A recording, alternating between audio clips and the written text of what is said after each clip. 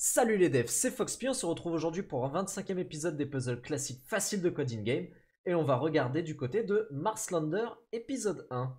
Ce qu'il faut savoir sur Marslander, c'est que c'est une série de 3 puzzles à l'heure actuelle et donc ici c'est le tout premier.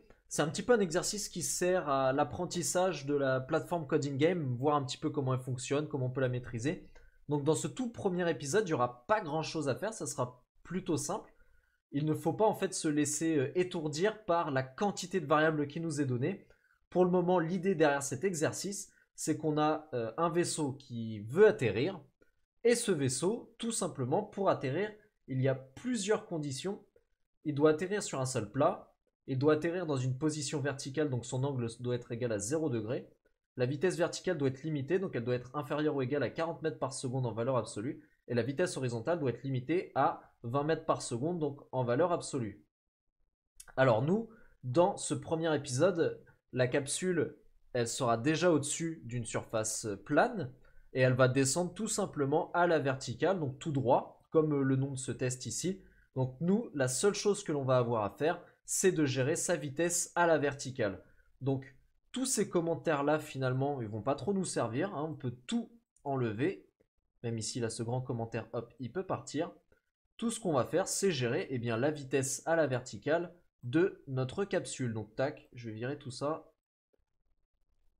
Et je me suis, hop, planté. Donc, j'ai envie de virer tout ça. Pour vous montrer que le code, du coup, sera très concis. Je vire ça. Voilà, donc ça, ce sont toutes nos variables de départ. La position X, la position Y, la vitesse horizontale, la vitesse verticale, le fuel qui lui reste, la rotation et puis la puissance. Donc, on va regarder ça tranquillement, ça va aller assez vite. Avant de coder, je vais juste revenir sur l'énoncé. Donc ici, on a quelques petites informations. La zone d'atterrissage est juste en dessous du robot, donc on peut ignorer la rotation. On n'a pas besoin de tenir compte des coordonnées de la surface. Il suffit que notre vitesse d'atterrissage soit entre 0 et 40 mètres par seconde. Et lorsque la capsule descend vers le sol, la vitesse verticale est négative. Lorsque la capsule s'élève dans les airs, la vitesse verticale est positive. Ce que l'on sait, c'est que la puissance des fusées, donc la variable power, elle peut aller de 0 à 4. Donc à 4, on est à la puissance maximale. Donc là, à partir de ça, on peut coder. Donc si notre vitesse verticale est inférieure à moins 40, qu'autrement dit, hein, la vitesse verticale, notre fusée descend à plus de 40 mètres par seconde, s'approche du sol à plus de 40 mètres par seconde, et que notre puissance, elle est inférieure à 4, qu'autrement dit, on n'est pas à la puissance maximale, alors on va augmenter la puissance de notre moteur pour ralentir la vitesse de chute, et c'est tout. Il y a juste besoin de faire ça, et vous pourrez passer le test. L'exercice sera résolu. Alors il y a la petite animation ici, ça va le faire.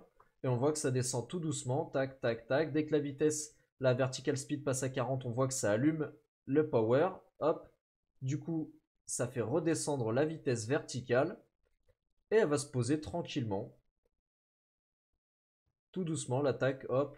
On est à 39. Donc on est bien, 38. Ça redescend tranquillement. Donc notre fusée, elle approche du sol, voilà.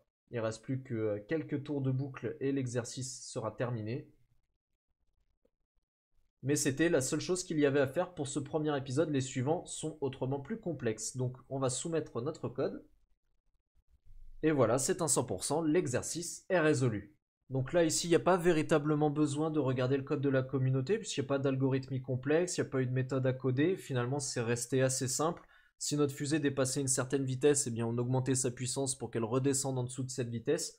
Donc ici, il n'y a pas véritablement la nécessité d'aller regarder un petit peu ce que les autres ont fait. Ça sera plus intéressant sur Marslander épisode 2 ou sur le Marslander épisode 3.